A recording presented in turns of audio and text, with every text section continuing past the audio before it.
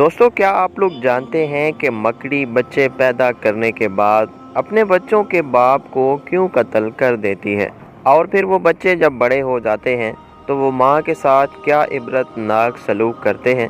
آئیے بتاتے ہیں اس ویڈیو میں۔ ایک تحقیق کے مطابق مادہ مکڑی بچے دینے کے بعد نر مکڑی اپنے بچوں کے باپ کو قتل کر کے اپنے گھر سے باہر پھینک دیتی ہے۔ پھر جب اس کے بچے بڑے ہو جاتے ہیں تو اپنی ماں کو قتل کر کے گھر سے باہر پھینک دیتے ہیں۔ کتنا عجیب و غریب گھرانہ، اور یقیناً بدترین گھرانہ ہے۔ قرآن مجید کی ایک سورہ ہے جس کا نام ہے العنکبوت۔ عنکبوت عربی کا الفاظ ہے جس کو اردو میں مکڑی کہا جاتا ہے۔ قرآن مجید میں اللہ رب العزت نے فرمایا کہ سب سے بودا یا کمزور گھر مکڑی کا ہے۔ قرآن کا معجزہ دیکھیں، ایک جملے میں ہی اس گھرانے کی پوری کہانی بیان کر دی۔ بے شک گھروں میں سب سے کمزور گھر عنکبوت یعنی مکڑی کا ہے۔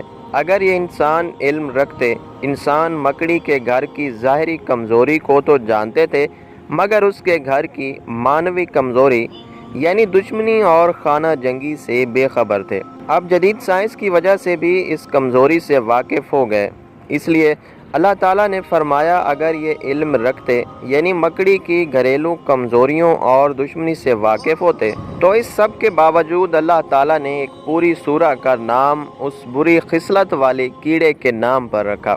حالانکہ سورہ کے شروع سے آخر تک گفتگو فتنوں کے بارے میں ہے۔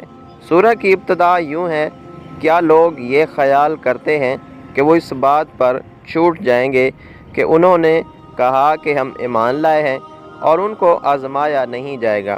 اور فرمایا لوگوں میں سے کچھ ایسے بھی ہیں جو کہتے ہیں کہ ہم ایمان لائے ہیں، مگر جب ان کو اللہ کی راہ میں اذیت دی جاتی ہے تو لوگ اس آزمائش کو اللہ کے عذاب کی طرح سمجھتے ہیں۔ اور ذہن میں یہ سوال پیدا ہو سکتا ہے کہ مکڑی کا فتنوں اور آزمائشوں سے کیا تعلق ہے؟ در حقیقت فتنے، سازشیں اور آزمائشیں بھی مکڑی کی جال کی طرح پیچیدہ ہیں، اور انسان کے لیے ان کے درمیان تمیز کرنا، ان کو بے نقاب کرنا آسان نہیں ہوتا، مگر اللہ مدد کرے تو یہ کچھ بھی نہیں ہوتے۔